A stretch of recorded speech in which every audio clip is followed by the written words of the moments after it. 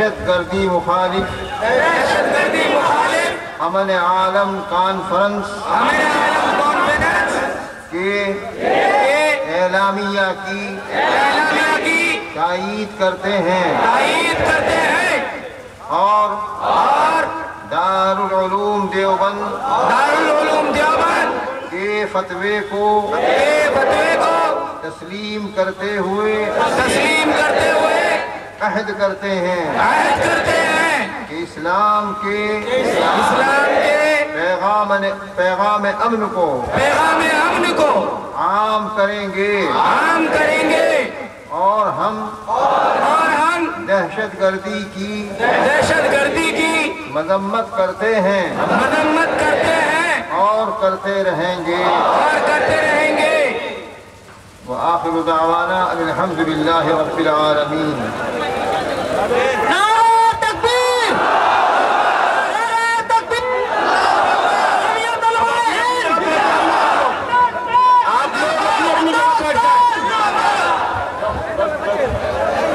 अपनी जगह बैठ जाइए। मौली हकीमुद्दीन साहब, अय्यर साहब से पूछे तो 5 मिनट बैठेंगे या फौरन बात करेंगे?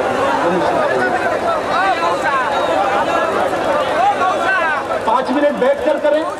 हाँ। बिस्मिल्लाहिर्रहमानिर्रहीम।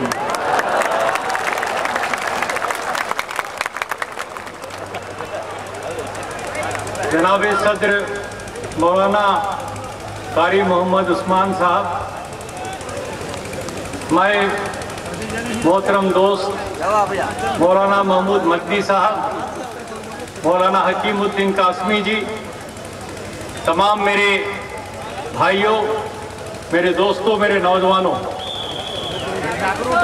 आज एक अजीम जलसा, एक इजलास भुवनेश्वर की धरती पर हो रहा है। जब मैं उड़ीसा की तरफ आने लगा इसमें शरीक होने के लिए, तो मुझे बताया गया कि उड़ीसा में तो मुसलमान बहुत कम हैं, ज़्यादा से ज़्यादा 2% हैं। तो मैं सोचते हुए आया कि इजलास में कितने लोग होंगे, 2000-4000 लोग होंगे, बहुत मुश्किल से। लेकिन यहाँ मैं देख रहा हूँ 50,000 से भी ज़्यादा मुसलमान आज इस इजलास में इकट्ठे होकर के और अपनी ताकत का इजहार कर रहे हैं। मैं आप सब जो लोग आए हैं उनको बहुत बहुत मुबारक देता हूँ इस बात के लिए कि जो आज मेरे मुल्क की सबसे बड़ी ज़रूरत है, एकता की, उसके लिए आप लोगों ने इतनी बड़ी कुर्बानी की। अपना जरूरी काम छोड़ करके गांव-गांव से चल करके आप लोग यहां पर पहुंचे और इसके लिए मैं मुबारकबाद देना चाहता हूं।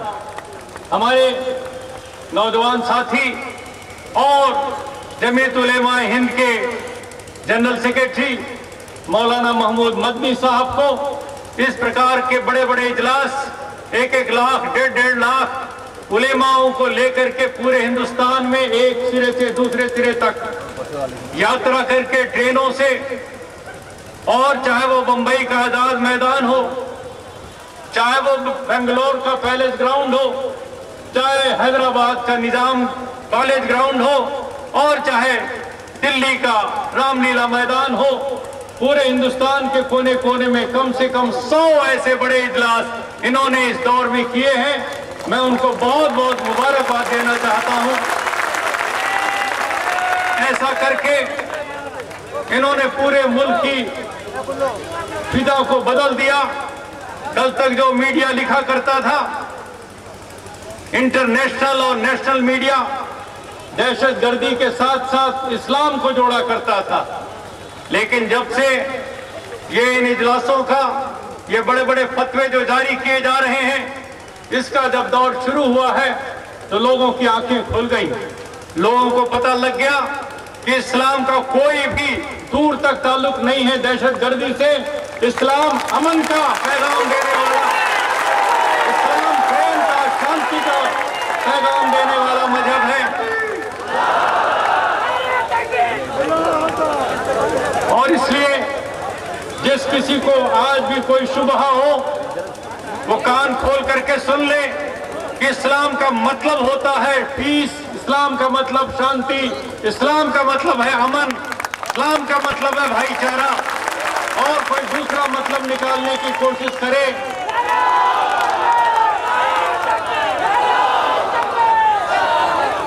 दुनिया गवाह है इस बात की कि दुनिया के किसी भी एक कोने में कोई मुसलमान एक दूसरे से मिलते हैं तो सबसे पहले वो कहते हैं अस्सलाम वालेकुम, जिसका मतलब है तुम्हारे लिए शांति हो, और जवाब में वो कहता है वालेकुम सलाम, तुम्हारे लिए भी शांति हो। शांति शांति अमन अमन की बात करने वाला ये मजहब।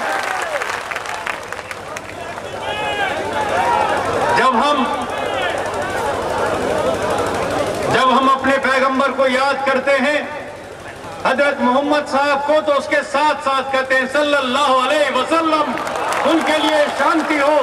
मुझे दुनिया में कोई दूसरे पैगंबर का नाम याद नहीं है जिसके नाम के साथ सल्लल्लाहु अलैहि वसल्लम कहा जाता है सिवाय हजरत मोहम्मद साहब के।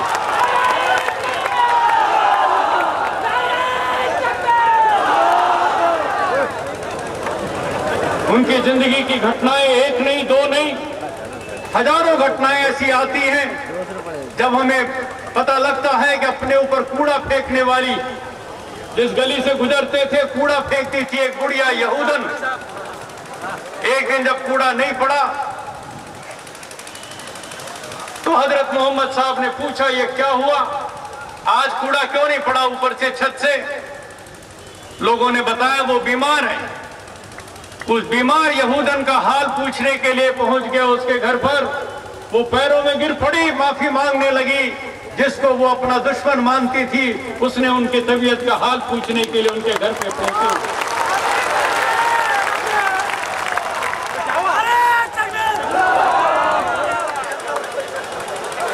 सोते हुए जब उठे, नींद खुली और देखा कि नमाज का वक्त हो गया है, जल्दी से उठना चाहिए, नमाज के लिए जाना चाहिए, तो देखा कि अपने कुर्ते के एक तरफ एक बिल्ली सोई हुई है।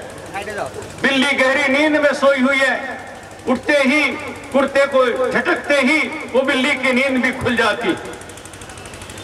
आप सोचिए जरा, इंसान तो इंसान, एक बिल्ली की खातिर उन्होंने अपने साथी को बुलाया और कहा मेरा ये कुर्ता यहां तक फाड़ दो ताकि बिल्ली को उठने की नौबत नहीं आनी चाहिए और नमाज पढ़ने के लिए।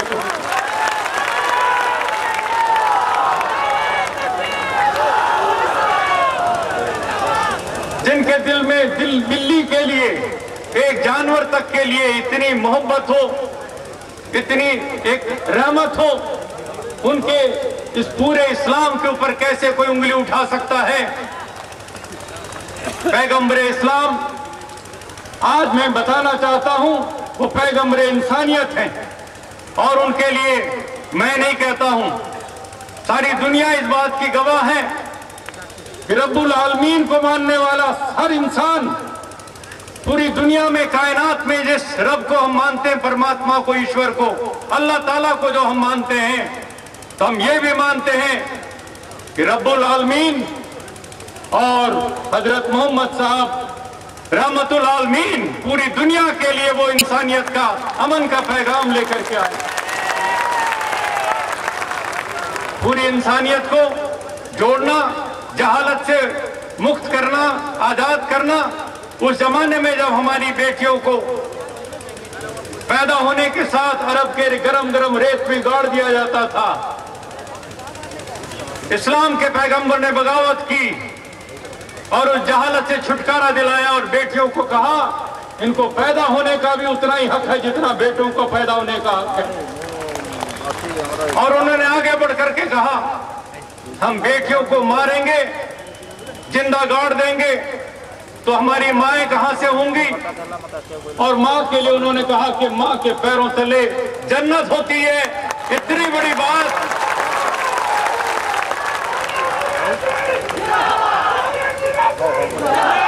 इतनी बड़ी बात जिसने आज से सदियों पहले कही, आज हम उनके शुक्रगुजार हैं। इस देश में, इस भारत में, जैसे अभी मुझसे पहले मौलाना महमूद मदनी साहब ने कहा कि जब देश का बंटवारा हो रहा था, तकसीम हो रही थी, सियासतदान अंग्रेज करना चाहते थे,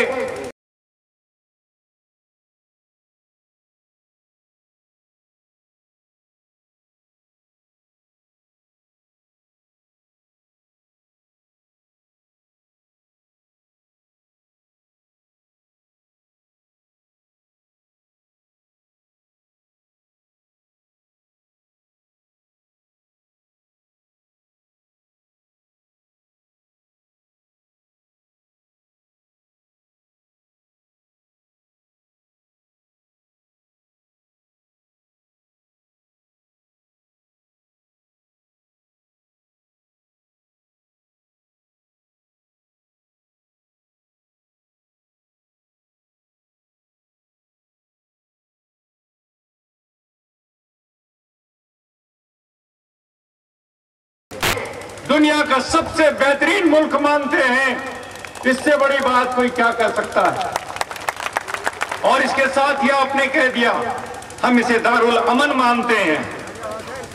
इतनी बात कहने के बाद आज के बाद किसी को जरूरत नहीं होनी चाहिए किसी भी प्रकार के मुसलमान की वफादारी के ऊपर जरा भी कोई उंगली उठा सके। मुझे इतिहास का वो दौर याद आता है जब एक नौजवान घर से निकला, उसका नाम था अशफाकुल्लाह खां और वो दोस्त था राम प्रसाद बिस्मिल का।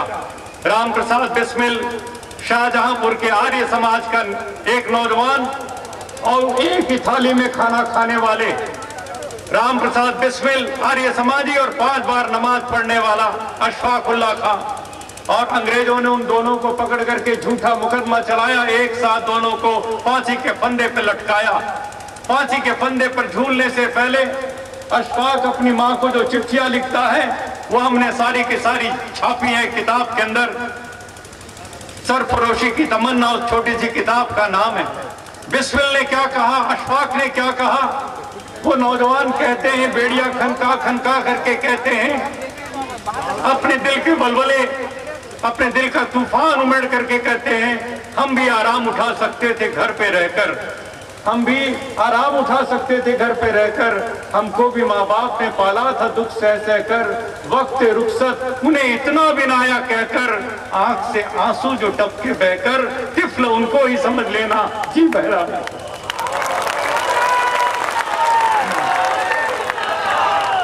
माँ, उन शहीदों ने कहा, माँ हम तुझसे दूर जा रहे हैं, बहुत दूर जा रहे हैं, एक दिन तेरे कानों में आवाज आएगी माँ कि तेरा जवान बेटा फांसी के फंदे को चूम रहा है, तू रोएगी, छटपटाएगी, तेरा दिल कहेगा कि अपने जवान बेटे को एक बार जिगर से लगा लूं।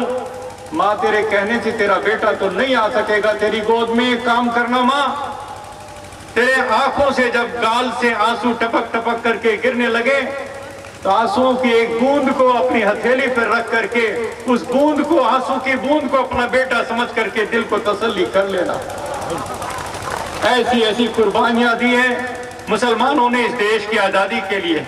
बहादुर शाह जफर के नेतृत्व में 1857 की क्रांति, और हमारे बीच में हमारे मणिशंकर अय्यर जी बैठे। 1857 की क्रांति को फिर से जब लाल किले के ऊपर तैयार किया गया और हजारों नौजवान चले मेरठ की धरती से, उसको याद ताजा करने के लिए मणिशंकर अय्यर उसका नेतृत्व कर रहे थे पूरे के पूरे, और बहादुर शाह जफर की कुर्बानी को सारे देश ने याद किया। मैं आपसे और ज्यादा बातें न कहता हुआ 2-3 बातें जरूर कहना चाहता हूं, और वो ये है कि आज खतरा खत्म नहीं हुआ। इराक के बारे में बाराक ओबामा जरूर कह रहे हैं कि हम अपनी फौजें वापस ले जाएंगे, लेकिन जल्दी ले जाओ महाराज, 2010 तक और 2011 तक हमें सब्र करने का हमारे पास वो सब्र नहीं है। जल्दी निकालो अमेरिकियों को वहां इराक की धरती से, एक दिन की देर नहीं होनी चाहिए। और दूसरा इरादा जो उन्होंने अफगानिस्तान के लिए बनाया है, आज हम भुवनेश्वर की धरती से अमेरिकी प्रेसिडेंट को ये बताना चाहते हैं कि मिस्टर ओबामा, तुम्हारे इरादे बहुत नेक नहीं है। अफगानिस्तान में जो कुछ बीज बोए थे तुमने, उसी की फसल तुमने काटनी पड़ी है, इसलिए उसके लिए पश्चाताप करो, उसके लिए रिपेंटेंस करो, और न कि वहां पर तुम बमबारी करके उस मुल्क को तुम तबाह करो। अफगानिस्तान से भी उनको वापस जाना चाहिए। वहां पर जम करके अपनी कठपुतली सरकार लेकर के उस पूरे इलाके को बर्बाद करने की इजाजत बराक ओबामा और अमेरिकी सरकार को नहीं दी जा सकती। मैं अभी पाकिस्तान से लौटा, परसों शाम को मैं लौटा हूं, और पाकिस्तान की सरजमी पर बंबई की घटना के बाद पहली बार अमन का, पीस का कारवां लेकर के मैं, कुलदीप नैयर जी और हमारे महेश भट्ट साहब, हम तमाम लोग 13 लोग गए थे, और हमने जाकर के कोने कोने में, लाहौर में भी लेके, इस्लामाबाद में, सब जगह पर अपनी बात कही कि हिंदुस्तान के लोग भी चाहते हैं दहशतगर्दी के खिलाफ लड़ना, पाकिस्तान की भी आवाम चाहती है दहशतगर्दी के खिलाफ लड़ना। इसलिए हम सब के लिए ये जरूरी है कि जहां कहीं भी दहशतगर्दी हो, पाकिस्तान की धरती से चल के कोई आया, बंबई में दहशतगर्दी करके गया, तो वहां की सरकार को पूरी ताकत लगा देनी चाहिए उन दहशतगर्दियों को पकड़ करके सजाए मौत के हवाले करने के लिए, और वो काम वो करने के लिए आज तैयार हुए। लेकिन मैं एक बात और कहना चाहता हूं, अपनी सरकार से कहना चाहता हूं, हेमंत करकरे की शहादत तो हो गई, लेकिन हेमंत करकरे को श्रद्धांजलि अभी पूरी तरह नहीं मिली। हेमंत करकरे को और उसके दोस्तों को श्रद्धांजलि तब मिलेगी जो मुद्दा उन्होंने उठाया था मालेगांव के षड्यंत्र के लिए, उसके बम ब्लास्ट के लिए, उनके अपराधियों को जिस दिन सजा मिलेगी। मालेगांव की याद आते ही मैं आपको बताना जरूरी समझता हूं, मालेगांव में पिछले साल 29 सितंबर की शाम रात के 9:30 बजे बम ब्लास्ट हुआ था। मणिशंकर अय्यर जी, मेरे पास वो सीडी मौजूद है, मैंने दिल्ली में प्रेस कॉन्फ्रेंस करके सबके सामने पेश किया, उसको चला के दिखाया। मालेगांव में बम ब्लास्ट होता है रात के 9:30 बजे 29 सितंबर की रात को। ईद का वक्त था, नमाज पढ़ करके लोग आ रहे थे, उस समय बम ब्लास्ट हुआ, बेकसूर लोग मारे गए। एक टीवी चैनल हमारे देश में चलता है, सुदर्शन टीवी उसका नाम है, सुदर्शन टीवी। आप जानते हैं सुदर्शन किसका नाम है? आरएसएस के जो चीफ हैं हमारे देश में, सुदर्शन उनका नाम, उनके नाम पर आरएसएस वालों का टीवी चैनल, उसका नाम सुदर्शन टीवी है। उस सुदर्शन टीवी ने मालेगांव के बम ब्लास्ट को ब्रेकिंग न्यूज में दिखाया 9:29 पर। सारा रेडियो, सारे अखबार, एडिशनल कमिश्नर पुलिस, सारी दुनिया कह रही कि 9:30 पर बम फटा। 1 मिनट पहले तुमने ब्रेकिंग न्यूज कैसे दे दिया, इसकी जांच होनी चाहिए। साफ पता लगता है कि इन लोगों का हाथ था, और यदि सरकार इसमें ढील करेगी, जैसा मुझे थोड़ा दिखाई पड़ रहा इन पिछले दिनों, वो साध्वी प्रज्ञा सिंह ठाकुर के खिलाफ और वो तथाकथित शंकराचार्य के खिलाफ मुकदमा कुछ ढीला पड़ता हुआ दिखाई पड़ रहा। किसके दबाव में ये हो रहा मैं नहीं जानता, लेकिन आज भुवनेश्वर की धरती से मेरी ये मांग है, कोई दहशतगर्द मुसलमान हो और कोई दहशतगर्द हिंदू हो, सिख हो, ईसाई हो, उसको कोई बख्शा नहीं जाना चाहिए, उसका पूरा इलाज करके दिखाया जाना चाहिए। और इसलिए हम और आप आज जो प्रस्ताव रखे गए यहाँ पर, उनका पूरी ताकत से हम उसका समर्थन करते हैं, और समर्थन करने के साथ साथ ये भी कहना चाहते हैं, मेरे जैसे कई बार मेरे कई हिंदू भाई दोस्त लोग सोचते हैं स्वामी जी तो चले जाते हैं मदनी साहब के बुलाने पर और मुसलमानों के बीच में और ये बातें कह देते हैं। मैं उनको भी बताना चाहता हूं, हम दहशतगर्दी के खिलाफ, फिरकादाराना जो भी कोई काम करेगा उसके खिलाफ हम अपनी आवाज उठाते रहेंगे। हम ये नहीं देखेंगे कौन किस मजहब का, वो इंसानियत का दुश्मन है, वो दरिंदा है, ये मान करके हम दहशतगर्दी के खिलाफ आवाज उठाएंगे। और इसलिए जाहिद तंग नजर ने मुझे काफिर जाना, और काफिर ये समझता है कि मुसलमान हूं मैं, भाई मैं क्या करूं, मैं तो सच्चाई के लिए अपनी आवाज उठाऊंगा, सच्चाई के लिए खड़ा होऊंगा, सच्चाई के लिए संघर्ष करूंगा। दोस्तों, मुझे बहुत खुशी हुई जो प्रस्ताव आज पेश किए महमूद मदनी साहब ने इस मुल्क के लिए, इस वतन के लिए, इस धरती के लिए अपने प्यार और मोहब्बत की जो बात उन्होंने की, मुझे वो चकबस्त जो काजी नजरुल इस्लाम के दोस्त थे बांग्लादेश के, उनके साथी चकबस्त की बातें याद आई। ऐ शौरे हुब्बे कौमी, चकबस्त कहता है, ऐ शौरे हुब्बे कौमी, इस ख्वाब से जगा दे, भूला हुआ फसाना कानों को फिर सुना दे। हुब्बे वतन समाए, हुब्बे वतन समाए, आंखों में नूर होकर, सर में खुमार होकर, दिल में सरूर होकर। शहदाए बोस्तां को सर्वो समन मुबारक, शहदाए बोस्तां को सर्वो समर मुबारक, रंगी तबीयतों को रंगे सखन मुबारक, बुलबुल को गुल मुबारक, गुल को चमन मुबारक, हम बेकसों को अपना प्यारा वतन मुबारक।